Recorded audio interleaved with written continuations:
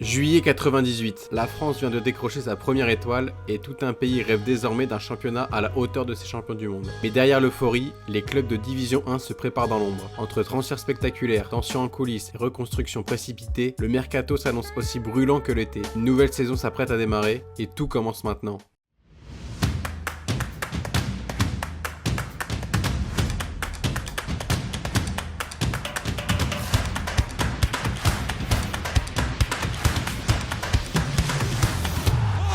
Exceptionnel.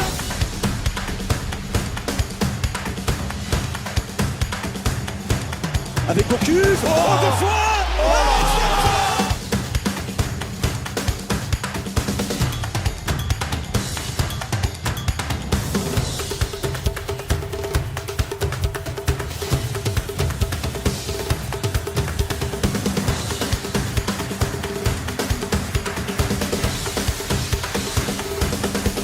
Pied gauche, et pourquoi pas, tu la places pour la fin. Et un bon petit. C'est pas demain, c'était pas hier, c'est maintenant. Le RC Lens est le premier club de Division 1 à lancer son mercato. Le néo-champion de France fait face dès la fin du mois de mai à deux grandes problématiques au milieu de terrain, avec le départ annoncé de Stéphane Ziani et de l'emblématique Jean-Guy Wallem, ajouté à cela la fracture du péroné contractée par Marc-Vivien Foé avec sa sélection, ce qui n'arrange rien. Malgré tout, Manchester United est prêt à lâcher 37 millions de francs pour s'attacher les services du Camerounais. Beaucoup de prospects sont sondés pour renforcer le milieu de terrain, mais les 100 et or tardent à concrétiser les pistes. Pour le dauphin des nordistes, le FC Metz, l'heure est aussi au départ. Celui de Blanchard vers la Juve tout d'abord est officialisé dès la fin du mois de mai, tandis que beaucoup de clubs se sont positionnés sur Robert Pires. Et cette vague de départ semble loin d'être finie. Du côté de la capitale, le PSG se sépare de Bruno Ngotti et de Christophe Revaux dans une ambiance délétère, et mise sur le retour de Bernard Lama, en attendant Nicolas Wedek, pisté aussi par Rennes et Strasbourg. C'est finalement l'OM qui rafle la mise sur le dossier Robert Pires. Le néo-champion du monde arrive plein d'ambition dans le sud de la France,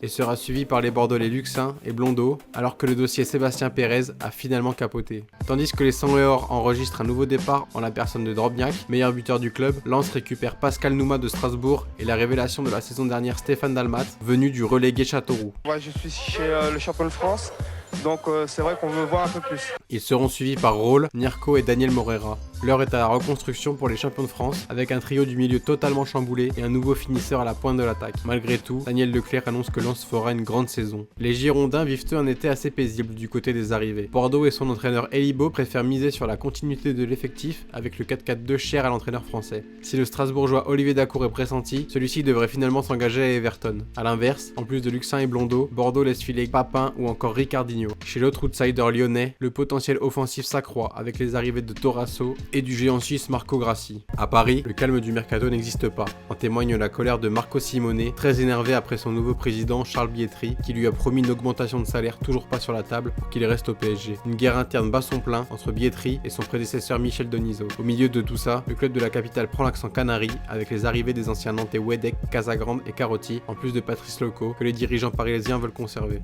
Christian Wurntz, latéral allemand du Bayer Leverkusen, débarque aussi au camp des loges. Si certains en veulent à Charles Bietri, Florian Maurice lui reste amer envers son ancien coach Ricardo. Le Parisien et ancien Lyonnais s'engage en effet à l'OM. Après une saison en demi-teinte, le nouveau numéro 9 du Vélodrome est revanchard et veut faire une grande saison. À côté de ça, l'OM est très actif en cet été 98 avec les recrutements additionnels de Jocelyn Gourvenec et Daniel Bravo, et l'engouement grandit chez les supporters qui battent un record d'abonnements dès la fin du mois de juillet avec 32 000 attributions. Grâce à des investissements conséquents du président Robert-Louis Dreyfus, Marseille s'avance en tête d'affiche de la saison de Division 1 à venir. Depuis quelques semaines, le brouillard règne en principauté, où plusieurs questions agitent les dirigeants de l'AS Monaco. Celle du coach tout d'abord, où Jean Tigana a longtemps été pressenti pour être le successeur d'Aimé Jacquet à la tête des Bleus. Les dirigeants monégasques ont sondé Glenn Hoddle et Fabio Capello pour le remplacer, mais l'ancien numéro 10 des Bleus devrait finalement rester sur le rocher. Ce qui n'est pas aussi certain du duo d'attaque phénoménal Henry et Trezeguet. Parme et Arsenal sont sur les tablettes d'Henry, tandis que Trezeguet attire la Roma. Sans oublier Djetou, Collins et Benarbia qui sont aussi courtisés en France et en Europe. Avec le seul Lamouchi recruté à Auxerre, Monaco plane pour le moment sur une stabilité fragile qui pourrait voler en éclats à l'aube de la saison 98-99 avec des départs difficiles à combler pour le récent finaliste de Ligue des Champions. À Monaco, plus que n'importe où, on attend avec impatience la fin du mercato. Le FC Metz a perdu ses éléments forts et n'a toujours pas réinvesti les 100 millions de francs récupérés via les transferts. Mais les Lorrains, qui ont renfloué les caisses, sont ambitieux à quelques semaines du coup d'envoi de la saison. Malgré tout, les doutes sont légitimes quant à la capacité des Lorrains à refaire une saison du niveau de la précédente. Ça s'agite en Bretagne, où le Stade Rennais entame une nouvelle ère pleine d'espoir, avec l'arrivée du milliardaire François Pinault à sa tête. Son intronisation tardive ne permet pas encore au Rouge et Noir de se montrer pleinement actif sur le mercato, mais Rennes a misé sur quelques arrivées intéressantes, avec le jeune attaquant Cédric Bardon venu de Lyon, Revaux et Le Guen du PSG, où ce dernier devient par ailleurs entraîneur. Vient aussi le meilleur buteur du championnat suisse, Shabani Nonda. Un nouveau cycle débute à Rennes, tout comme pour le voisin nantais, dépourvu de tous ses champions 95 et de cadres, et qui a misé sur des forces argentines avec Diego Bustos et le défenseur Nestor Fabri pour repartir de l'avant. À Bordeaux, de nouvelles têtes arrivent finalement, avec les Espagnols Torres Mestres et Ali Carté. Si l'opération Olivier Dacour a échoué, celle d'Ali Benarbia a bel et bien abouti, et le meneur de jeu monégasque débarque en Gironde en ce début du mois d'août. Le milieu des Libopes semble prêt à entamer la saison. Si le capitaine emblématique lensois Eric Sigora devait s'engager à Liverpool, le transfert n'a pas abouti, et le latéral est resté dans le Nord. Même destin pour Marc-Vivien Foé, dont le départ à United n'aboutira pas à cause de sa grave blessure. Le RC Lens semble boucler son mercato au début du mois d'août, juste avant la première journée, avec 4 départs importants et 5 arrivées pour les compenser, dont les dernières arrivées Cyril Roll et Alex Nyarko. Enfin, à quelques jours de la reprise, le PSG crée la sensation de ce mercato avec la signature de l'artiste nigérian JJ Okocha en provenance de Fenerbahçe pour environ 90 millions de francs, ce qui en fait le joueur le plus cher de l'histoire du championnat, ainsi que le joueur africain le plus cher de l'histoire. À la veille de la première journée de championnat, la Division 1 espère lancer une nouvelle dynamique avec ses 8 champions du monde, son suspense haletant et ses cadors ambitieux. Paris et Marseille ont les dents longues après un mercato mouvementé, tandis que Lens et Metz devront compter désormais sur des histoires européennes énergivores. Monaco semble être en fin de cycle, mais compte miser sur sa stabilité pour s'immiscer dans la lutte pour le titre. Enfin, Bordeaux et Lyon sont en embuscade derrière pour gratter une place en Coupe d'Europe. Un petit mois après le sacre de l'équipe de France à la Coupe du Monde, la Division 1 reprend ses droits en ce vendredi 7 août 1998. C'est à Jules de Chazot que le championnat débute, où le vice-champion en titre Metz se déplace au havre de Milinko Pantic, la star yougoslave venue de l'Atlético de Madrid. Les Messins n'obtiendront rien de mieux qu'un triste 0-0 pour leur entrée en lice dans ce championnat. Alors que Rennes s'est imposé entre-temps face à Auxerre, Monaco boucle la soirée en se déplaçant sur la pelouse du promu Lorientais. Un événement pour les Merlus qui accèdent pour la première fois à l'élite du football français. Une surprise aussi pour un club au plus petit budget de D2 qui n'avait pas anticipé cette montée et qui voit ses cadres François Legris et Robert Malm partir au mercato à cause de contrats mal ficelés. Mais surtout un immense défi pour l'entraîneur Christian Gourcuff qui doit opérer au sein d'un club en pleine mutation entre recrues, revalorisation salariale et stade en reconstruction. Est-ce que vous n'aviez pas un effectif quand même top niveau, j'ai envie de dire, pour la deuxième division? C'était sûrement des joueurs qui étaient sous-évalués, ils l'ont prouvé par la suite. Et puis je crois surtout à un état d'esprit dans le groupe, la qualité du travail. Ce qui montre que le foot c'est avant tout un jeu collectif, et lorsque justement ces valeurs-là sont reconnues, on peut faire de grandes choses. La saison prochaine, avec un budget de 52 millions, on va figurer certainement parmi les plus petits, sinon le plus petit budget. Donc il faut s'attendre encore à des difficultés, mais enfin c'est vrai qu'il faut qu'il y ait un projet vraiment intéressant pour pérenniser le football professionnel à Lorient. Le technicien breton peut s'appuyer sur un argument majeur, la qualité du jeu lorientais. Ce collectif rodé sera l'arme de la saison des Merlus, et Monaco est la première victime de celui-ci, avec l'ouverture du score de Boifia. Les joueurs du Rocher vont finir par revenir en seconde période grâce à l'ex-parisien Franck Gava avant de s'imposer en toute fin de match grâce à un penalty de Giuli.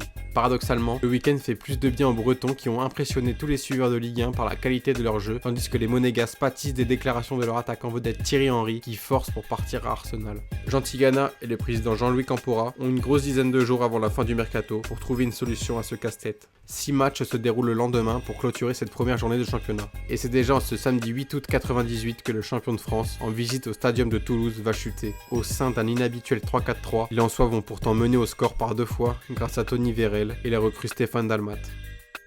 Mais Daniel Leclerc, désabusé par la prestation collective de son équipe, ne peut rien face au deuxième et troisième but toulousain qui condamne son équipe dès son entrée en lice dans ce championnat. Face aux contre-performances des outsiders couronnés de l'an dernier, les favoris veulent refaire parler leur puissance. Monaco a gagné la veille et l'OM a l'occasion de suivre le pas dans ce premier match à domicile d'un Vélodrome déjà bouillant. Dans cet OM New Look à visage fortement bleu-blanc-rouge, c'est pourtant une vieille connaissance italienne qui va débloquer le compteur marseillais. Et l'ouverture du score pour l'Olympique de Marseille. Fabrizio Ravanelli, privé du mondial à cause d'une blessure, a surgi en début de seconde période pour ouvrir le score. Celui qui a relégué Dugarry sur le banc ce début de saison montre qu'il faudra compter sur lui. Roland Courbis l'affichait quelques jours plus tôt, l'ambition des Olympiens se situe autour des 2 premières places du championnat. Ce premier succès est déjà une confirmation du projet marseillais. Les Girondins de Bordeaux pour commencer, cette option intéressante qu'a choisi Elie, c'est l'association entre Ali Benarbia, le nouvel arrivant, et Yoann Mikou, les 2 meilleurs passeurs de l'an passé. Il ne reste plus que les Parisiens dans un déplacement périlleux au Parc Lescure de Bordeaux. La composition de l'équipe du Paris Saint-Germain avec donc la surprise, demi-surprise quand même, c'est la titularisation Guy de Casagrande dans les buts. Un match âpre, déjà sous tension lors des 45 premières minutes. C'est le rouge, je crois, pour Michel Pavon. Alors là, je ne sais pas. Oh, attention, c'est le rouge aussi pour Carotti. Après cette première période marquée par 2 cartons rouges, la lumière va finalement venir de Lilian Lasland. Proche de Lasland, il est parfait. Dans la surface de réparation, la frappe et le but de Lilian Lasland qui marque pour les Girondins de Bordeaux. 14 buts inscrits l'an dernier et déjà un bijou pour lancer la saison bordelaise. Lasland donne ensuite un coup de projecteur à son compère d'attaque Sylvain Wiltord. Lasland, le nouveau capitaine de cette équipe girondine qui prend le ballon, qui les récupère maintenant avec Wiltord, il va l'envoyer au but. C'est le deuxième but. Palpité, but de Wiltord. Wiltord qui permet à Lasland aussi d'être le passeur. Wiltord, Lasland, c'était le joueur de l'an dernier et Bordeaux qui fait le chaos. Paris a un genou à terre et c'est le moment choisi par Alain Giresse pour faire entrer son artiste nigérian JJ Okocha. Est-ce que les Parisiens vont avoir le temps de renverser la situation? Il faut bien reconnaître que les automatismes devront s'installer. La complicité, mettons, à Kocha, Simonet, reste à faire. Elle est déjà là.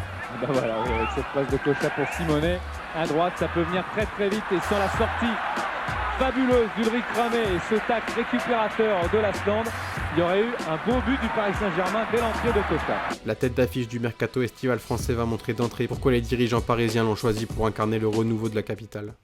Okocha. Okocha toujours. Et Okocha qui frappe. Oh, quel but! Oh, c'est extraordinaire! Oh, qu'est-ce qu'il a fait? JJ Okocha et Alain Giresse qui applaudit. Malgré ce but extraordinaire de Kocha, Bordeaux reste à flot et s'offre même le but du break à 2 minutes de la fin grâce à sa recrue Ali Benarbia. Au terme du premier choc de la saison, ce sont les Girondins qui s'imposent et qui s'emparent de la tête du championnat devant l'OM. Les deux meneurs de jeu associés, Mikou et Benarbia, ont déjà régalé malgré leur marge de progression physique et les Bordelais ont pu compter sur un public de haut niveau pour afficher cet état d'esprit conquérant. Bordeaux et Marseille tout en haut en ce premier soir d'août quand le PSG Monaco trépigne et Lens et Metz patinent. La division 1 s'annonce déjà palpitante à la fin de cette première journée alors que le mercato va bientôt boucler ses portes. A très vite dans Génération Ligue 1.